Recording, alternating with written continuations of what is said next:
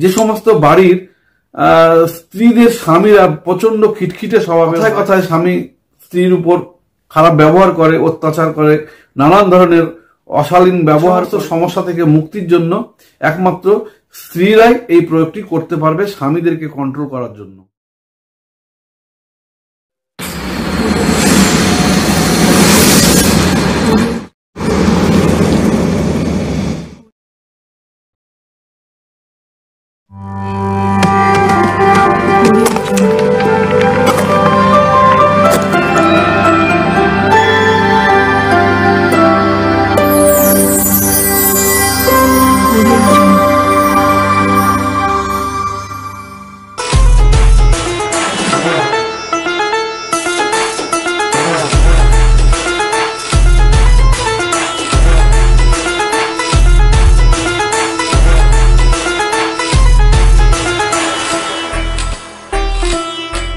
নমস্কার, আমি জ্যোতিষ ও তন্ত্রোক্ত শিব সাধক ও অঘোর সাধক আচার্য শ্রী শেখর শাস্ত্রী আমার ফিউচার গাইডলাইন চ্যানেলের সময় সৌভাগ্য অনুষ্ঠানে আপনাদের সকলকে জানাই স্বাগতম।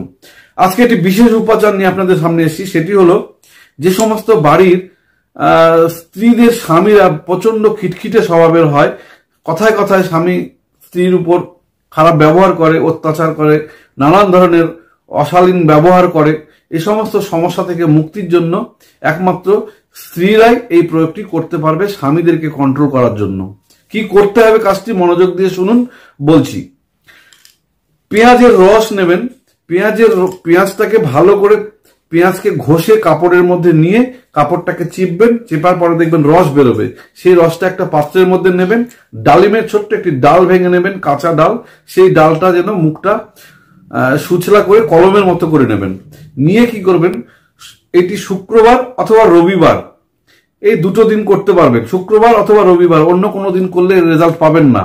শুক্রবার অথবা রবিবার যেদিনই করুন না কেন, শুক্রবারে যদি করেন তাহলে পরের রবিবারে আবার করবেন, তারপরে আবার শুক্রবারে করবেন, মানে ঠিক এইভাবে 11 দিন করতে হবে।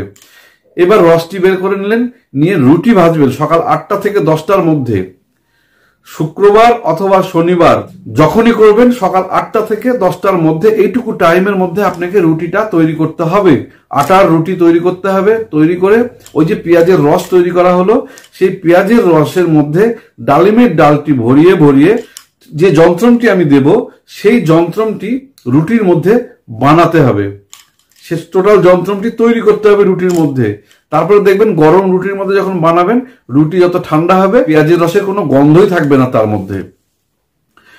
প্র্যাকটিক্যাল করা কাজ আমার, আমি বলছি।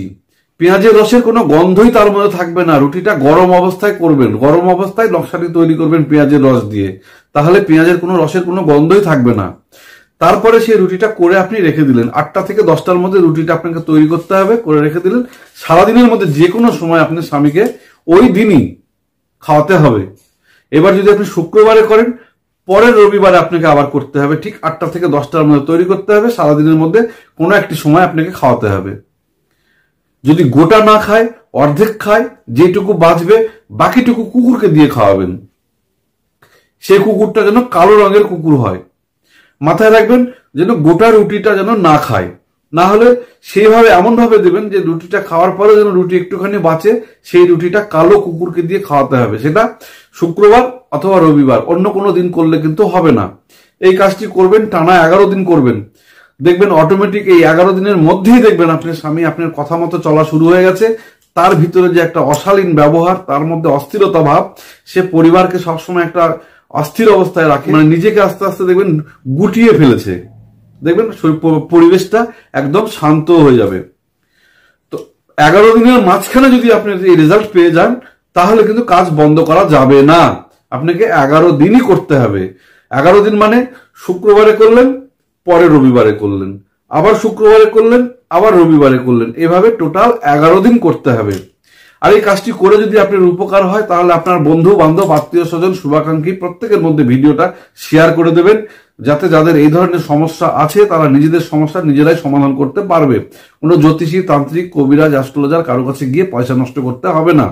আর আমার চ্যানেলটিকে লাইক, সাবস্ক্রাইব এবং বেল নোটিফিকেশনটি ক্লিক করে দেবেন, তাহলে কি হবে, যখন আমি কোনো নতুন ভিডিও পোস্ট করব সেই ভিডিওটা সবার প্রথমে নোটিফিকেশন আপনার কাছে চলে যাবে, হয়তোবা সেই ভিডিওর দ্বারাই আপনার জীবনের মোড় ঘুরে যেতে পারে। আর এই তথ্যটি আমার নিজস্ব কোনো ব্যক্তিগত মতামত নয়, সম্পূর্ণ আমার গুরুদেবদের কাছ থেকে পাওয়া তথ্যের ভিত্তিতে আমি আপনাদের সামনে উপস্থাপন করলাম। সম্পূর্ণটা নিজ দায়িত্বে করবেন। তো আজকে আমার অনুষ্ঠান আমি এখানে শেষ করছি, পরবর্তী অনুষ্ঠানে আবার দেখা হবে। সকলে ভালো থাকবেন, সকলের মঙ্গল কামনা করে এখানে শেষ করলাম। নমস্কার।